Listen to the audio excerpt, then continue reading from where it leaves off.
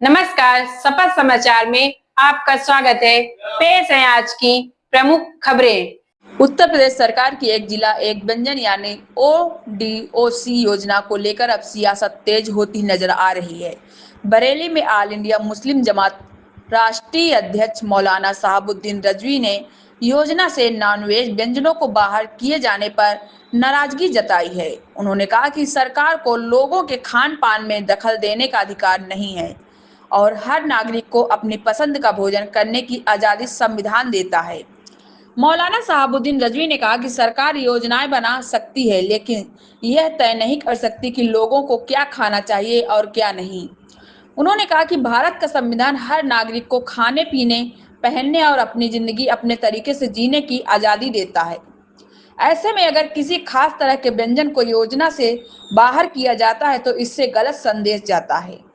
उन्होंने कहा कि उत्तर प्रदेश की पहचान सिर्फ शाकाहारी व्यंजनों से नहीं है, बल्कि कई शहर अपने मशहूर नॉनवेज व्यंजनों के लिए भी दुनिया भर में जाने जाते हैं।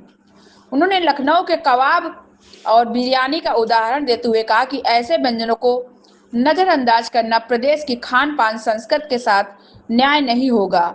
मौलाना ने सरकार पर तंज कसते हुए कहा कि अगर खान पान की पसंद पर रोक लगाने जैसी स्थिति बनेगी तो आगे चलकर लोगों के पहनावे और रहन सहन पर भी सवाल खड़े हो सकते हैं। उन्होंने कहा कि भारत की गंगा जमनी तहजीब हर संस्कृति और खान पान का सम्मान करना सिखाती है। शपथ समाचार ब्यूरो। उत्तर प्रदेश की कैबिनेट ने ODOC का जो प्रस्ताव पास किया है, उस प्रस्ताव में एक ज़िला एक खान पान की जो व्यवस्था और उसमें पूरा जो शेड्यूल और क्या क्या खाना होगा क्या क्या नहीं होगा तय किया है। ये तो खैर तय करने का अधिकार गवर्नमेंट के पास में है, मगर अफसोस की बात यह है कि उसमें इंसानों के लिए ये तय किया गया कि ये खाएंगे और ये नहीं खाएंगे। ये तय करने का अधिकार किसी को नहीं है।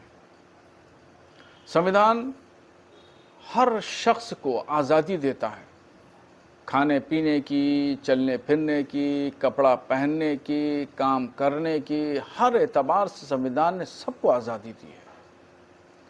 और उत्तर प्रदेश की सरकार हर शख्स को खाने पीने में बांध रही है कि आप ये खाना खाओगे और आप ये खाना नहीं खाओगे।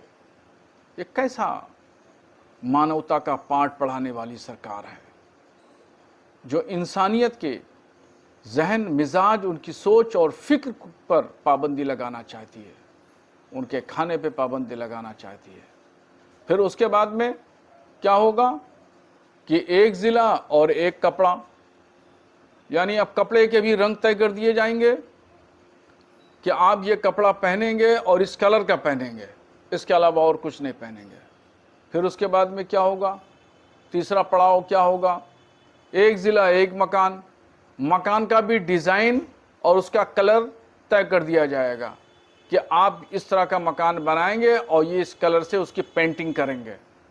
ये क्या तुरफा तमाशा है, किस तरीके से मानवता है, ये कैसी आज़ादी है, ये कैसा संविधान का उल्लंघन है, उसके उसूलों और ज़ाब्तों के खिलाफ काम करना है। संविधान तो इस बात की इजाज़त कतई नहीं देता किसी व्यक्ति पर, आज़ाद व्यक्ति पर, आज़ाद भारत में उसके खाने पीने पे पाबंदी लगाई जाए।